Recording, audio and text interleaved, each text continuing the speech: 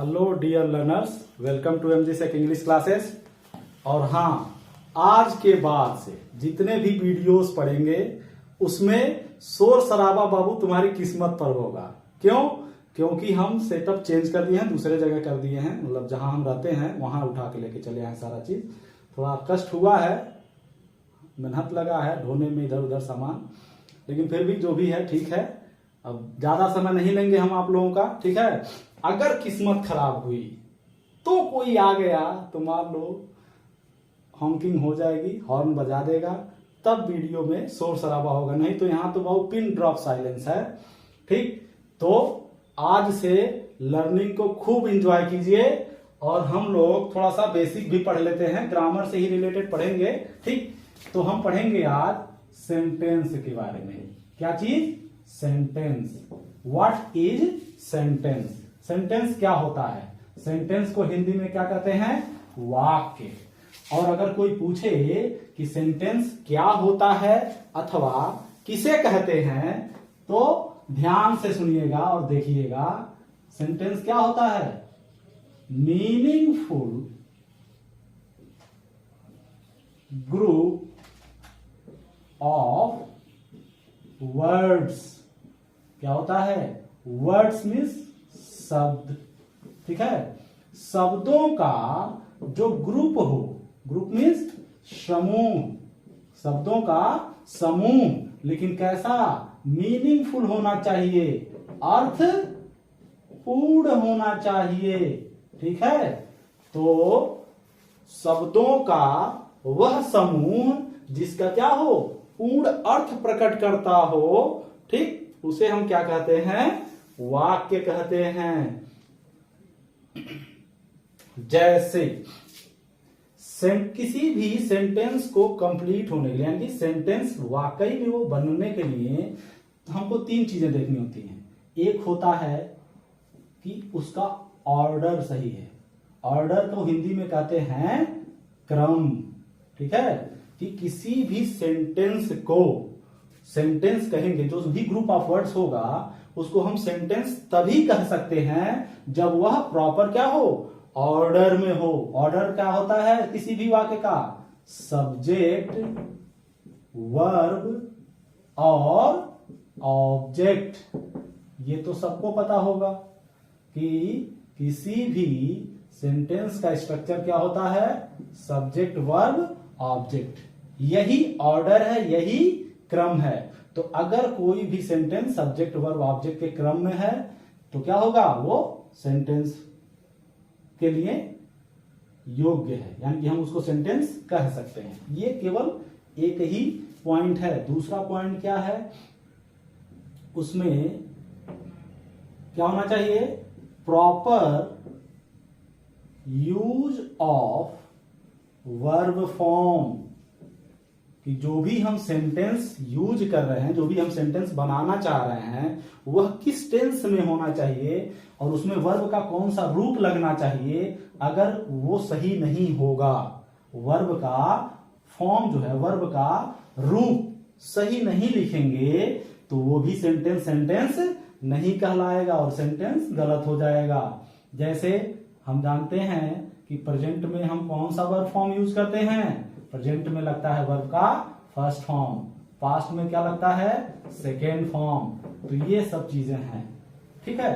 कि वर्ब का रूप अगर सही प्रयोग होगा तो भी वह सेंटेंस बनेगा। अदरवाइज अगर आपने वर्ब का फॉर्म गलत लिखा है, वर्ब का रूप गलत लिखा है, तो वो सेंटेंस नहीं कहलाता है। तीसरा बट नॉट लीस्ट, ठीक है, ये सबसे महत्वपूर्ण है। मतलब तीनों इंपॉर्टेंट हैं, तीनों पॉइंट हैं, तीनों मिल करके ही किसी भी सेंटेंस को सेंटेंस बनने देते हैं। तो तीनों इंपॉर्टेंट है। तीसरा क्या होता है? उसका मीनिंग। ये भी इंपॉर्टेंट है। मीनिंग का मतलब क्या हो गया? अर्थ। अगर हम कुछ लिखे हैं, कोई एक ग्रुप ऑफ वर्ड्स लिखे हैं और उसका अर्थ सही नहीं है, अर्थ का कॉन्टेक्स्ट जो है, किस कॉन्टेक्स्ट में, किस संदर्भ में, ठीक है, हम उस चीज को कह रहे हैं, किस प्रसंग में कह रहे हैं, सॉरी, ठीक है, किस प्रसंग में, किस मुद्दे से रिलेट करके हम उसको कह रहे हैं, अगर वो अर्थ सही नहीं है मीनिंग सही नहीं है तो वह सेंटेंस नहीं कहलाता है। ठीक, जैसे मीनिंग का क्या हो गया, अब एग्जाम्पल हम दे रहे हैं। सबसे पहले ऑर्डर हम गलत लिख दिए, जैसे हम लिखे एग्जाम्पल के तौर पे, एग्जाम्पल लिख दिए, हम पहला क्रम लिख रहे हैं, ठीक है, ऑर्डर, यानी कि अब देखिएगा, I very like much English. अब हम जान रहे हैं किसी भी सेंटेंस का जो ऑर्डर होता है वह subject plus verb plus object के क्रम में होता है, and we know that this is not the proper order.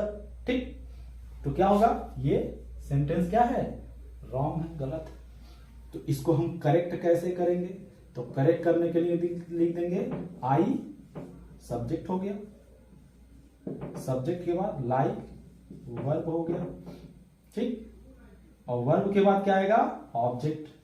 What I like English, English क्या हो गया, ऑब्जेक्ट। फिर बचा क्या, जो भी बच जाता है अदर वर्ड्स होता है उसको लास्ट में लिख देते हैं, क्या है, वेरी और मच। तो I like English very much, ये सेंटेंस क्या हो गया, करेक्ट हो गया। क्यों, क्योंकि प्रॉपर ऑर्डर में है, सब्जेक्ट वर्ब ऑब्जेक्ट, और ये जो बच गया वेरी मच, ये क्या है, अदर वर्ड्स हैं। ठीक, ये हो गया एग्जाम्पल वर्ब। ठीक, एक एग्जाम्पल और दे देते हैं जिसमें क्या हो, वर्ब का यूज इनकरेक्ट हो जाए। ठीक है, जैसे हम जानते हैं ही सिंगुलर है, अब हम उसके साथ लिखते ही प्ले क्रिकेट डे। ठीक, हम जानते हैं ही क्या है, सब्जेक्ट है, और सब्जेक्ट कैसा है, ये सिंगुलर है। कौन सा सब्जेक्ट है, सिंगुलर सब्जेक्ट है, और हमको पता है कि सिंगुलर सब्जेक्ट के साथ जो प्रेजेंट होता है, अगर उसमें सब्जेक्ट क्या हो, सिंगुलर हो, तो सिंगुलर सब्जेक्ट में वर्ब के फर्स्ट फॉर्म में क्या ऐड कर देते हैं, यस, ई एस या आई ई एस। ठीक है, तो इसमें हमको प्ले को हटा करके क्या लिखना पड़ेगा, इसके स्थान पर प्लेज लिखना पड़ेगा। ठीक, एक और एग्जांपल देख लीजिए, ही किल्ड शी। ठीक, सब्जेक्ट वर्ब ऑब्जेक्ट, यही क्रम होता है। और हम जान रहे हैं कि यहाँ ऑब्जेक्ट के जगह पे हमने क्या लिख दिया, शी, और शी क्या होता है, सब्जेक्ट रूप होता है, तो ये सी भी क्या हो जाएगा, इनकरेक्ट हो जाएगा। इसके स्थान पे हमको लिखना पड़ेगा हर, सी का ऑब्जेक्ट रूप। ठीक, तो ये सेंटेंस होना चाहिए था, हमको क्या लिखना चाहिए था, ही किल्ड हर। अब ये सेंटेंस सही हो गया। ठीक है, इसी तरीके से एक और हम सेंटेंस लिख दिए, मान लीजिए ही किल्ड मी, चौथा। ठीक, सब्जेक्ट वर्ब ऑब्जेक्ट। ठीक, अब ध्यान से देखिएगा इस चीज को, हमारा ऑर्डर क्या है, सही है, सब्जेक्ट वर्ब ऑब्जेक्ट के प्रॉपर ऑर्डर में है, वर्ब फॉर्म भी सही है, V2 यूज हुआ है, पास्ट टेंस में है। लेकिन जब मीनिंग पे हम आएंगे, तीसरा जो पॉइंट है मीनिंग, ठीक है, इसमें अगर हम मीनिंग को गौर करेंगे तो ही किल्ड मी, किल का मतलब होता है किसी को जान से मारना, ठीक है, और मी का मतलब हो गया मुझे। तो अगर किसी ने मुझे जान से मार दिया तो how can I say that he killed me when I am already dead.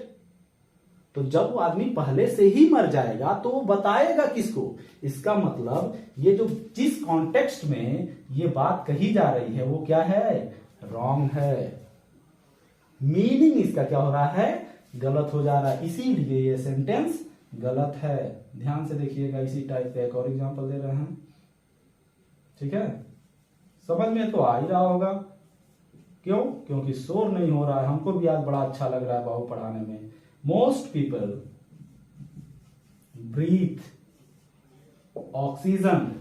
ठीक, अब इसमें सब्जेक्ट के जगह पे सब्जेक्ट है, वर्ब के जगह पे वर्ब है, और ऑब्जेक्ट के जगह पे ऑब्जेक्ट है, सब कुछ सही है। बस इसका जब मीनिंग देखेंगे जैसे हमने कहा most people, not all people. Most का मतलब होता है कि कुछ बच जाते हैं उसमें, अधिकांश।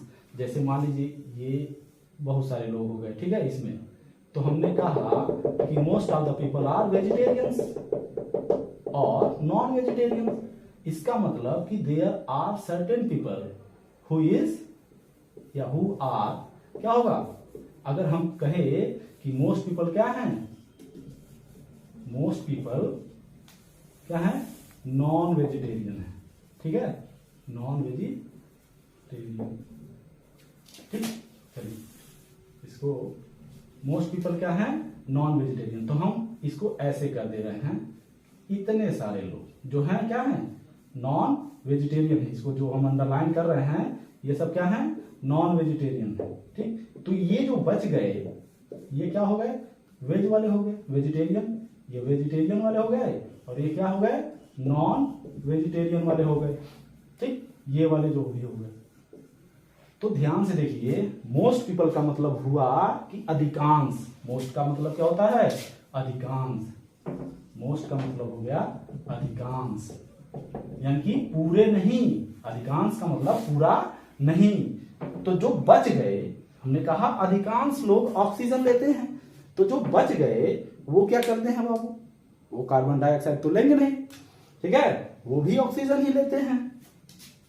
तो इसका मतलब ये जो मीनिंग कन्वे कर रहा है सेंटेंस, वो क्या है, इनकरेक्ट है। इसको करेक्ट करने के लिए हम मी के स्थान पे कोई और ऑब्जेक्ट लिख दें, हर लिख दें, हिम लिख दें, देम लिख दें, ठीक है, etc। तो ये सही हो जाएगा।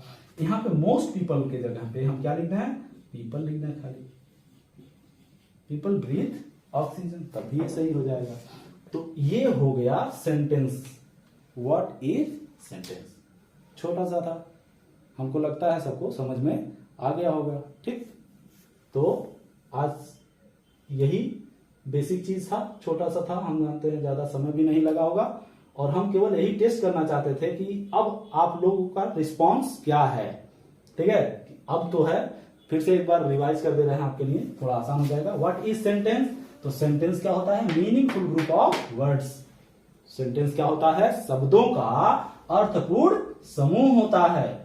ठीक है, ग्रुप ऐसे मिलाने से, जो शब्दों का ग्रुप होता है ऐसे ही मिला देने से सेंटेंस नहीं बन जाता है, उसका वो कुछ अर्थ होना चाहिए। लेकिन सेंटेंस को बनने के लिए जो तीन इंपॉर्टेंट चीजें होती हैं, तीन महत्वपूर्ण चीजें जिससे सेंटेंस सही होता है, वो क्या होता है, proper order, proper use of verb form and meaning. तीनों चीजें मिला करके किसी भी सेंटेंस को सेंटेंस बनाती हैं, जिसका एग्जांपल हम सामने दे चुके हैं। ऑर्डर में नहीं रहेगा, क्रम में नहीं रहेगा, तब भी गलत हो जाएगा। क्रम में रहेगा, अगर वर्ब का फॉर्म सही नहीं रहेगा, जैसे ही प्ले क्रिकेट, तो ही के साथ सिंगुलर है तो यस लगेगा, ही प्लेज क्रिकेट डेली हो जाएगा। ठीक है, I very like much English क्रम में नहीं था, तो I like English very much क्रम में लिखेंगे तब सही होगा। ही किल्ड शी, इसका भी ऑर्डर सही नहीं था, क्यों, क्योंकि सी क्या है, सब्जेक्ट रूप है, और ऑब्जेक्ट के जगह पे हमको ऑब्जेक्ट रूप लिखना चाहिए, तो हमने लिख दिया ही किल्ड हर, तो ये भी सही हो गया। ठीक है, फोर्थ वाला जो एग्जांपल था, ही किल्ड मी, अब सब्जेक्ट वर्ब ऑब्जेक्ट सब सही था इसमें, लेकिन जो इसमें मीनिंग कन्वे कर रहा था, अर्थ जो कन्वे कर रहा था, वो गलत था। क्यों, क्योंकि आदमी जब मर जाएगा तो वो कैसे बताएगा कि फलाने ने मारा, ढिमाके ने मारा, ऐसा तो नहीं है। कंचना रिटर्न, कंचना 1 2 3 4 जो भी बना है उस टाइप का तो होगा नहीं यहाँ पे।